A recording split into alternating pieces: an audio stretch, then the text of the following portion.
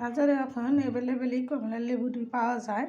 আর যাকে সর্দি জ্বর ঠান্ডা তারা কমলা লেবু খাইতে পারে না বলে অনেকে, কিন্তু আমি সেটা বলি না। আমি ডাক্তারের কাছে জিজ্ঞাসি যে কমলা লেবু খাওয়া যাবে কি না, ঠান্ডা লাগছে। কয় না, অবশ্যই খাওয়া যাবে। আপনার যদি বেশি ঠান্ডা লেগে থাকে দরকার লাগে একটু পানিটা কুসুম কুসুম গরম করে নেবেন। আমি সেটাই করলাম, যে কথাই কাজ। আমি আবার 2টা লেবু নিলাম। এটা কমলা লেবু, এলাচি লেবু না। আর এটা আমি শরবত বানাবো, আপনাদের সাথে শেয়ার করবো। আপনারা দেখতে থাকুন। লেবুগুলোর মুখ কেটে নিয়েছি যেরকম করে, আপনারাও এরকম করে কেটে নেবেন। আমি এখন লেবু 2টা এখানে চিপড়ে নেব ইয়া করে। 1 গ্লাস শরবত বানাবো আমার জন্য। এটা আমি চিপড়ে নিব এখানে।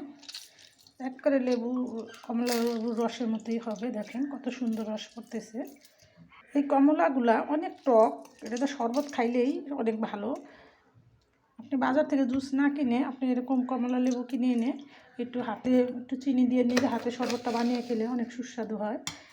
এখানে আমি 1.5 চা চামচ চিনি দিয়ে দিলাম। হয়ে গেল আমার কমলা লেবুর জুসটা বানানো।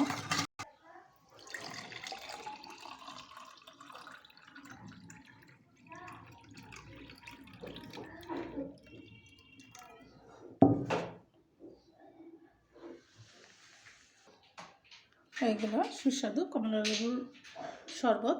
আপনারা এরকম বানিয়ে খাবেন। আমার ভিডিওটা ভালো লেগে থাকলে অবশ্যই আমার পাশে থাকবেন, আর নতুন নতুন ভিডিও পেতে সাথেই থাকুন।